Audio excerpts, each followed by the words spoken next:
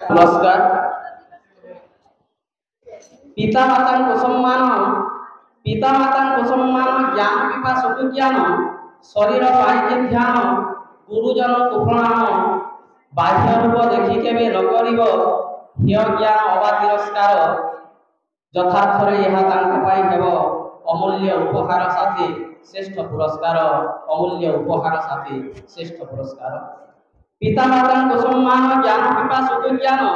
शरीर पाइके ध्यान गुरुजन को प्रणाम बाह्य रूप देखि केबे न करिब ह्य ज्ञान अबा तिरस्कार यथार्थ रे यह हेबो तांका पाई श्रेष्ठ पुरस्कार दिव्य पुरस्कार पुत्र कन्या को संस्कार बंधुजन को व्यवहार पुत्र कन्या को संस्कार बंधुजन को व्यवहार ब्राह्मण को नमस्कार निश्चिंकर उपकार दिव्यांग आतुरं को तिळे हेले न करिब हतादर यथार्थ रे यह तांका पाई हेबो श्रेष्ठ पुरस्कार पुत्र कन्या को संस्कार बंधुजन को व्यवहार ब्राह्मण को नमस्कार निश्चिंकर उपकार दिव्यांग आतुरं को तिळे हेले न करिब हतादर यथार्थ रे यह हेबो तांका पाई दिव्य उपहार श्रेष्ठ पुरस्कार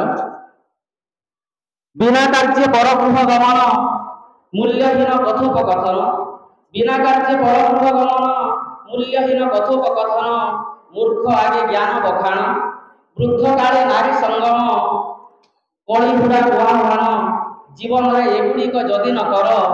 यथार्थ रे तुम पाई यह हेबो श्रेष्ठ पुरस्कार बिना कार्य परगृह गमन मूल्यहीन कथोपकथन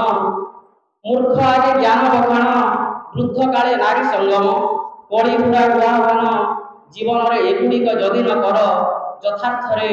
यह तुम पाई हेबो श्रेष्ठ पुरस्कार दिव्य पुरस्कार पतिव्रतार शंखा सिंधुर पुत्र वधुर शाशु ससुर वृक्ष वल्लरी कुनीर हस खुशी परिवार परस्पर मध्य थिब अतुट आदर वास्तव रे सेमानक पाई ताहा हेबो श्रेष्ठ पुरस्कार पतिव्रतार शंखा सिंधुर पुत्र वधुर शाशु ससुर वृक्ष वल्लरी कुनीर हस खुशी परिवार परस्पर मध्य थिब अतुट आदर वास्तव रे सेमानक पाई ताहा हेबो श्रेष्ठ पुरस्कार गंधर्व नाद सुललित स्वर मदन सखार मृदुमंद समीर कंदर्प कामकर फुलसर आघाते कामज्वरे बेपतु शरीर कवि पुणी मनोलोभा प्रमदार आरक्त चिकुर नवकिशोर पक्व बिंबष्ठ धर सुश्री लावण्यमयी रसिकार अभिचर सौम्य रुचिर मधुकर आह कि आह्लाद आसंग श्रृंगार अटे यह प्रणय रक्त जनर श्रेष्ठ पुरस्कार गंधर्व नाद सुललित स्वर मदन सखार मृदुमंद समीर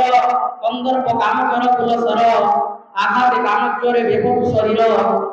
कवि पुणी मनोलोभा प्रमदार आरक्त चपुर नवकिशोर इव पक्व बिंबष्ठ धर